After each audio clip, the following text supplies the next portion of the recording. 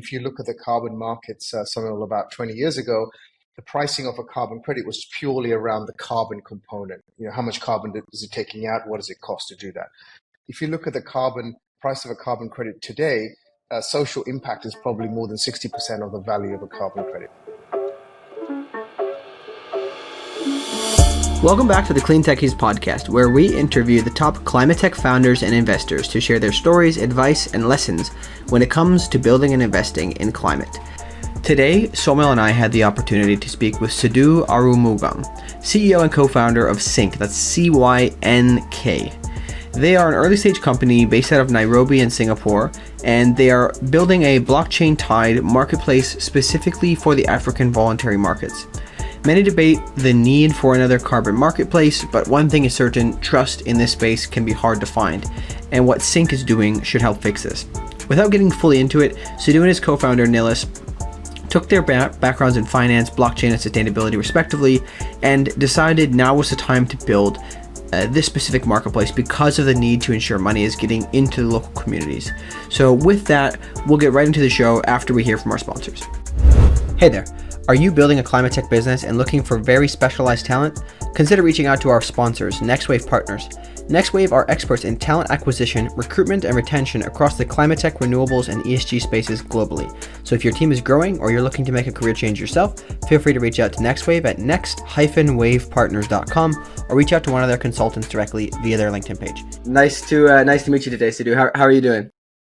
I'm good. Nice to meet you folks too. Yeah, absolutely. We're pretty excited to have this conversation. I think, based on our understanding and the research, this is going to be something of interest to both of us. We're both pretty interested in the future growth of Africa. I think Somil can talk about it maybe a little bit, but he built a startup in ag tech in the space, and my wife's from Uganda, so we're kind of interested in this space. But let's give us a quick background on who you are and what you're doing today.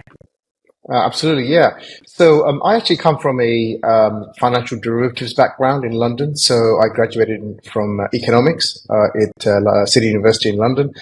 Joined the city and was a options trader for many years. So just from banks like Merrill Lynch to kind of prop shops and hedge funds like DRW and other firms like that. And so that was about 20 years of that. And about 7 years ago, I left trading and got into crypto. Moved out to Hong Kong and co-founded a crypto exchange called CoinFlex. And that kind of got caught in the whole kind of crypto meltdown. But what we've done over the last sort of 7 years was build a incredible set of products, us particularly, but also crypto in general around blockchains and tokenization, which you can apply to other assets. And about 7 months ago, my co-founder at CYNK, Nils Razmilovic, kind of contacted me and said, listen, I've been building a carbon business out in Africa. His background is very similar to mine, 20 years in finance and then down to Kenya, Nairobi, because he's married to a Kenyan. And he said, look, I don't know much about blockchains and tokenization, but from what I'm reading, it might be a great fit for carbon markets. And I said, listen, right back at you, because I know absolutely nothing about carbon, but I know blockchains and digital assets. And so I kind of went out to Kenya, to Nairobi, and then to Kisumu, and we spent a couple of weeks out there. And he's dead right. And everything that crypto and digital assets have built fits carbon, i.e., carbon is a real world asset and fits everything that the markets has built over the last sort of 12 years of crypto. Now, if you look at crypto, it's very, very speculative now. All the kind of ingenious tech innovations in it are just starting to get used, but really the primary play is trading and speculation, right? Whereas all the technology that's been built really fits multiple asset classes. It could be equities, it could be fixed income, and in this example, it fits carbon like a glove. And so I came on board 4 months ago as CEO, and that's how CYNK was born. Hey there, thanks for listening to this episode. If you made it this far, it's likely that you're enjoying the show, so I wanted to ask your help. If you're enjoying it, please give us a review on Apple Podcasts and share with somebody in the same industry who might find this interesting. And if you're interested in getting summaries of these episodes, go subscribe to our newsletter that comes out on LinkedIn and Substack. Links can be found in the description. Thanks for your help in growing the reach of this show. Okay, very good. So I guess there's a lot of things we can go to from here, but I think before we lose, there's some climate people who absolutely despise anything that has to do with crypto or blockchain, right? So before we lose them, can you just give us like a really, really high level overview of the purpose and why it's important to have blockchain technology involved in the carbon markets, and also just how it works very, very briefly, like you're explaining it to maybe not your grandmother, but maybe your uncle or something. Sure. No, absolutely. I mean, it's crypto has been a pretty kind of bashed on dirty word, right? Going on the last sort of 18 months or well, in fact, so is carbon. And really, the reason why carbon's in a place where it's not trusted is because basically is around the lack of transparency and trust in data. And where blockchains come to solve that is that the blockchains allow us to create an immutable database of carbon data. So no matter where the project is in the world, whether it be Africa or South Asia or South America, if we can start putting the data on chain like CYNK has started doing, well, it creates trust. And with trust, you get high integrity carbon. With high integrity carbon, you get better prices. And with better prices, you get more money going down to indigenous communities and those folks who deserve it on the ground. And so that's where blockchains play a very, very important role on the data integrity side. So you mentioned carbon data. What is carbon data in this context? So in this context, carbon data is really twofold. It's one is around the project specifically, like, what are the metrics? How much carbon is it taking in, sequestering? What are the sort of, let's call it carbon specific data around it to verify the quality of the carbon credit. But then alongside this, and increasingly importantly, is social impact.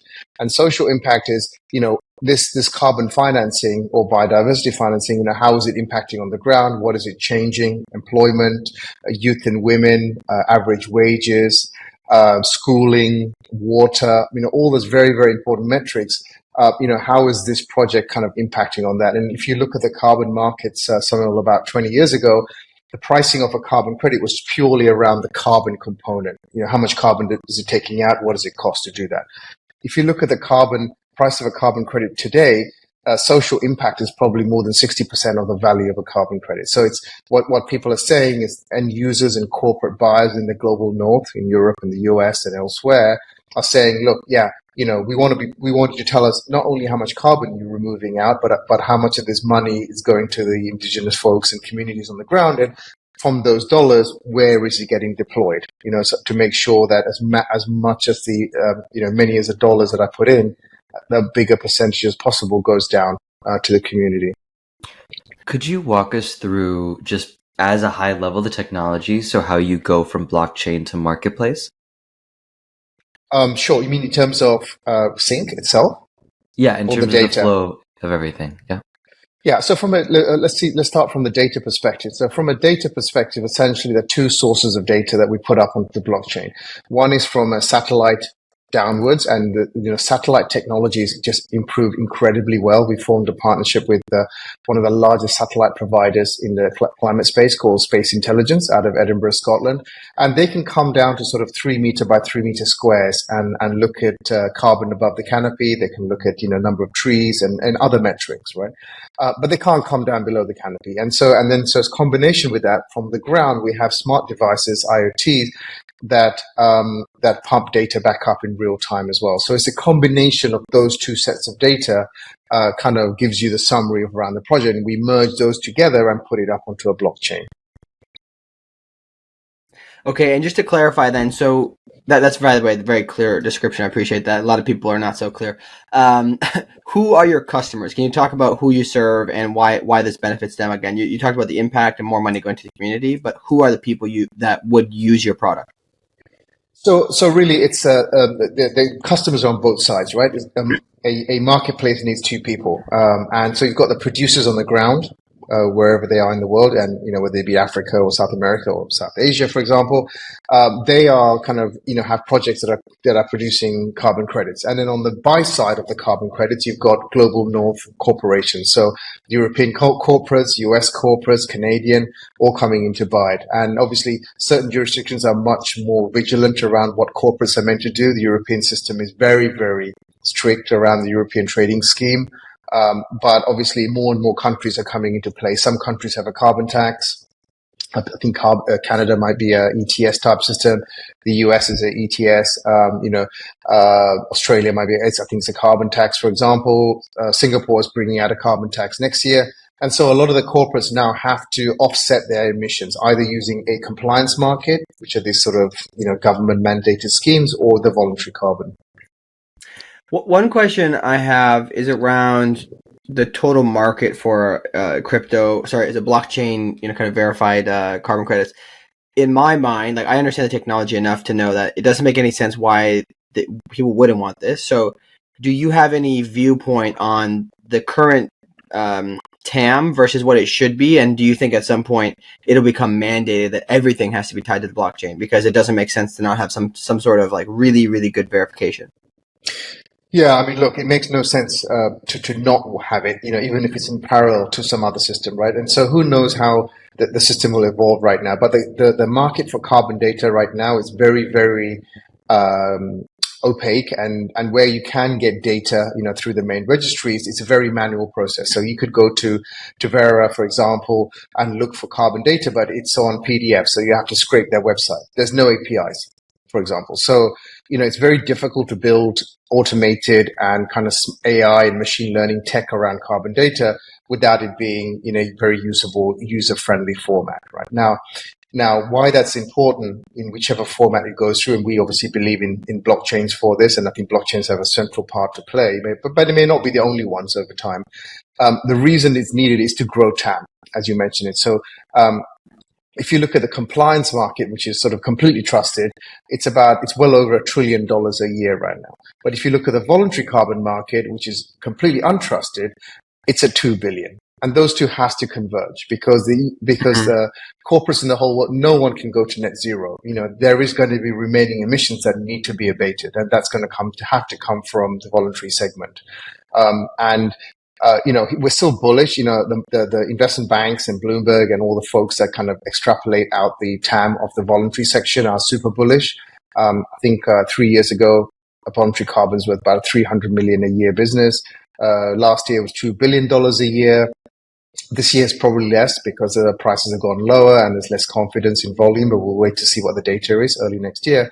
But really, if you look at the banks, they're forecasting anywhere from 100 to 200 billion in the next 7 years, and Bloomberg's even calling it out like $1 trillion a year in 10 years. So that is not going to happen unless there are significant advancements in trust and data retention and verification. We wanted to take a quick break to tell you about another climate tech podcast. Well, literally. Ryan Grant Little hosts a podcast called Another Climate Tech Podcast, where he interviews climate tech founders and VCs, which, as I'm sure if you're listening to this podcast, you will love. So we highly recommend checking him out. The link will be in the description to this episode. Now back to the show. Speaking about the price of carbon, how is the price of carbon on your platform relative to the price of carbon in other carbon markets in the US or other regions? Is there a discount, or are they relatively standard? They're not standard at all. And the reason why I can't give you an exact answer, Samuel, it's a great question, is that the carbon markets are completely opaque. So the majority of the carbon markets happens OTC. And so it happens between the producer and the middleman and the end buyer.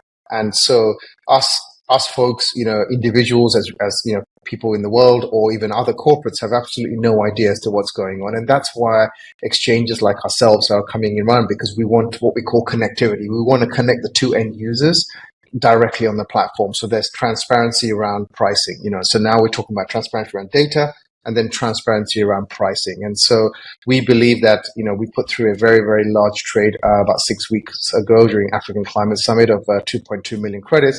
And it was, for a voluntary credit for an offset project, renewable biomass, it was a very, very, decent price. But again, it was an OTC transaction. And this is what we're trying to move the market away from. That makes sense. The transparency there is definitely your value add. I just wonder what the attitude towards buying carbon in a region that's not your home region. So, for example, you said the demand side is from, US corporates or global north corporates that aren't in a lot of these places. So is there any complex relationship where you have to take that into account, or does putting everything on the blockchain alleviate all of that and just say, hey, if you want to buy it, buy it? I think it does. It's a combination of two things. One is that because everybody knows that the South is the largest sink for carbon, right? Africa is the largest carbon sink in the world. So you can't be a corporate in the US or Europe and not interact with a firm in Africa. You just have to, right? You've got no option going forwards. So that's number one. But secondly, a lot of the corporates are much more sophisticated now because they're building out their climate teams from sustainability officers all the way to scientists. And so they know what kind of climate tech they prefer and they trust. They do their own due diligence on it. So, for example, if it's blue carbon, we know that Salesforce and Microsoft are very, very keen on it. If it's enhanced rock weathering, we know Microsoft is a large buyer of it. Volkswagen might be looking for other types of tech. So, the whole market is gaining in knowledge, and with that, they kind of becoming more and more confident around the types of removal technology that they will buy. I know I've been hogging the space, but there's one other question that I have, and this is actually a bit of a pivot.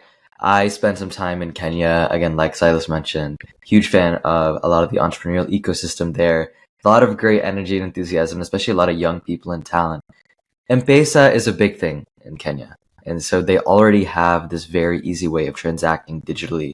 Honestly, pretty advanced compared to a lot of global north economies and financial transaction systems. Does that change how people look at crypto in your experience? Crypto or carbon? You mean I would say crypto from the financial side of having this sort of digital transaction base. No, I don't think so. Now, if you look at some of the large payments companies, like you mentioned, I'm not sure about M-Pesa in terms of crypto and blockchains, but some of the other ones are embracing blockchains as well. So what they're doing is creating a dual platform. So you can deposit and withdraw in fiat or stable coins, for example, and they will swap it out into their local currency. And they do that because of the cheap cost of transactions on blockchains and the speed, the fact that they can do it 24/7. So I don't think it does. I think it's something that will sit side by side. Now, which one ultimately, becomes dominant? Obviously, we can argue for the next 2-3 months on this podcast. So, who knows, right? But they're not. I don't think they're making their bed one way or the other because they realize that this tech is good and it's here to stay. Hey there. Quick break to remind any founders or VCs listening, if you are looking for deal flow, seeking to raise funding, looking for partners to help service your needs, or perhaps you're looking for corporate investment partners, feel free to reach out to us through our Slack channel, which can be found in the description. Because we meet a lot of people in this space, we set aside time each week to make introductions to the various people that we encounter. This is something we do free of charge in order to help these incredible companies solving climate change to scale. Looking forward to hearing from you in the Slack channel. Yeah, this is quite interesting. I guess there's a lot of different things. I'm really curious about what's going to be the catalyst to see if people really start to kind of widely adopt blockchain technologies and other things like that. I think there's a lot of people who are very bullish on it, and then like, hey, Bitcoin's going to 1 million, all these things. Like, generally speaking, adoption of this new technology and Web3 came and went, but nobody really did it. So do you have in your mind any particular events or things that will really catalyze the majority of the carbon market space adopting this type of technology? I think the catalyst for this is when retail comes into this market. And this is one of the big plays we're making. So if you look at the carbon market right now, it's very B2B. There's a business somewhere on the ground. It could be a 5-10 man business on the ground, but the buyer absolutely is a corporate, right? You've got all the large corporates buying it.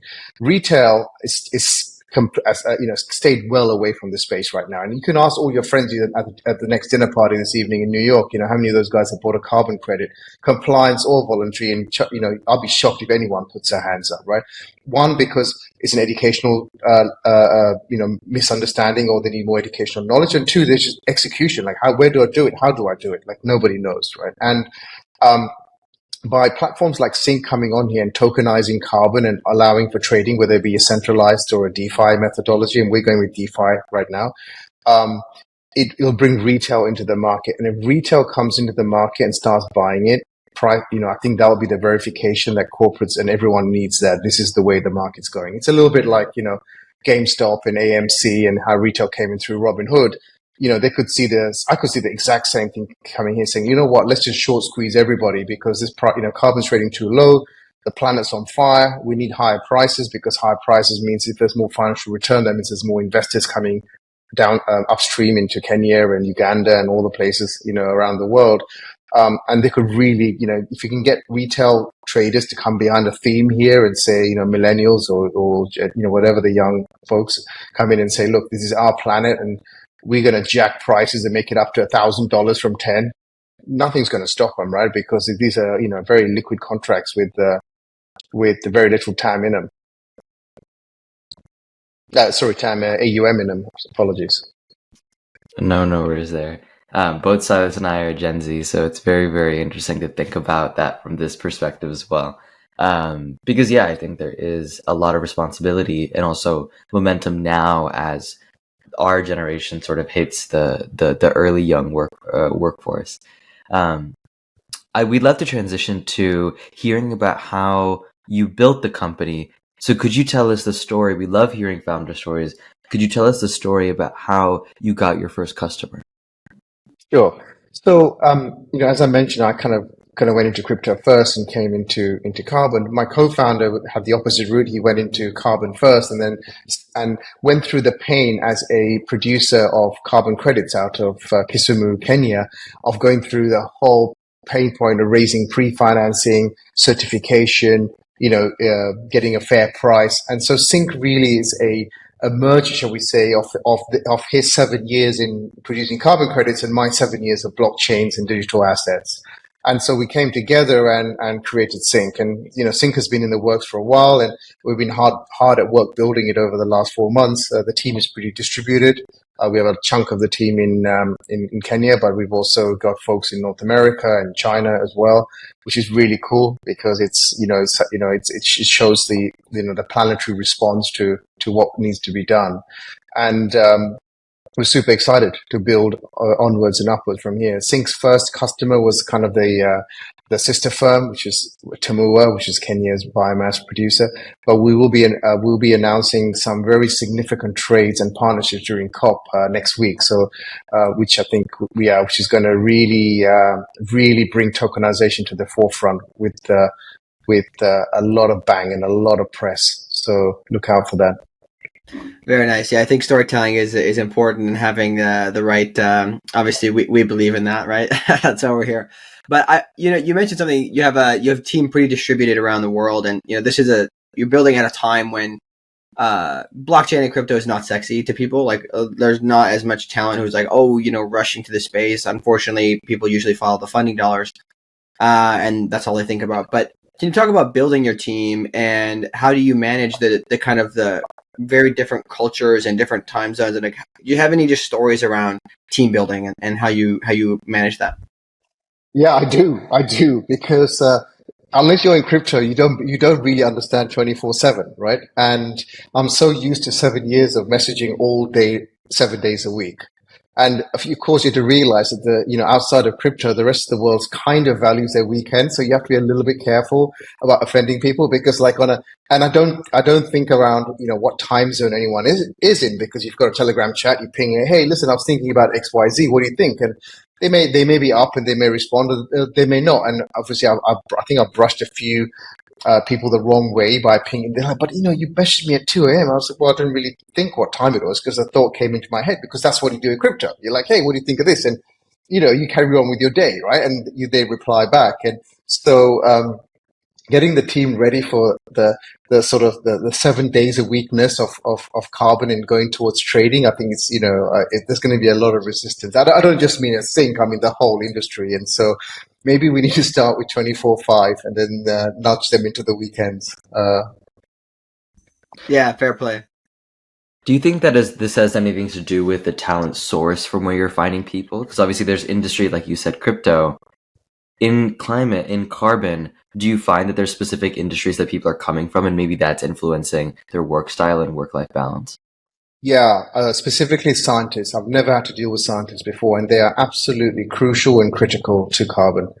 And you ping a scientist typically outside of his working hours, and he's going to soon not respond to you, right? So you have to be very mindful of how you interact with them. If you catch a PhD student, maybe they will, because they're fighting for their life essentially. But what's been sort of the biggest evolution for yourself in interacting with scientists? Because I think that's really important in climate, given how much deep tech interaction there is and all of that. Yeah, I think that the biggest lesson I've learned and I continue to learn is that how everything around climate is brand new.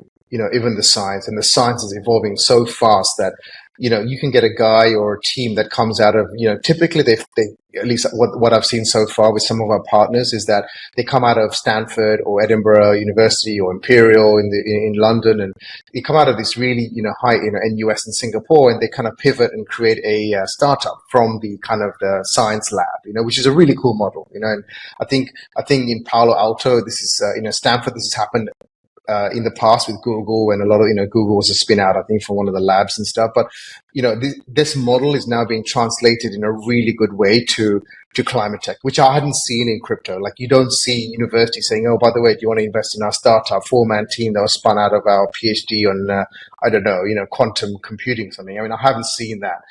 Whereas here, for the first time in climate, all the universities out there, because the learning curve and the playing field is so open, that anyone who's good with good data and works hard can kind of spin off their own kind of science business and get it funded. And so there are a lot of climate platforms and exchanges kind of coming. It's a little bit like the crypto model. I fear there's a lot of platforms coming out. You have to be very kind of difficult and discerning and what you pick. But from a science perspective, there's still a massive shortage of science around climate. And so anyone who's decent and good gets jumped on very, very early. And scientists who've been sort of in the climate space for a long time are, just can't believe the attention they're getting, right? Because they're so used to being like the, unwanted person that no one wanted to speak to at a party, to being like the first person that anyone jumps on now. So, so even those guys are benefiting as well, because, right, they've always been starved of funds. And now there's plenty of funds, and you've got corporates, Microsoft, for example, Amazon, they're funding projects and research, Google, they're right in the forefront here. Mm-hmm. Yeah, that's helpful. I think I like that. We're coming up towards the end of the time here, so I guess I'd be keen to get any particular thoughts you have on the next biggest challenges, right, and how you're going to overcome those. I think it's I mean, for us, it's really around continuing to build products. It's how do we get knowledge of carbon and carbon markets to retail individuals. I think that's the hardest thing we've got from the buy side, because corporates know it. A lot of corporates have to do it by law, by tax. They're forced to do it, so they're learning and they're getting on with it. But how do we get retail individuals? You go onto a VA.com or one of the airline sites, and it says, hey, for extra $12 or £12, you can hit your carbon footprint. Well, where's it going? How do you know it's real? Should I really have paid £5 instead of 12? I mean, that's how opaque this market is. And by educating retail, we're bringing them into the market. And by retail coming into the market, prices will be absolutely high, and higher prices, it benefits everyone. Mm-hmm.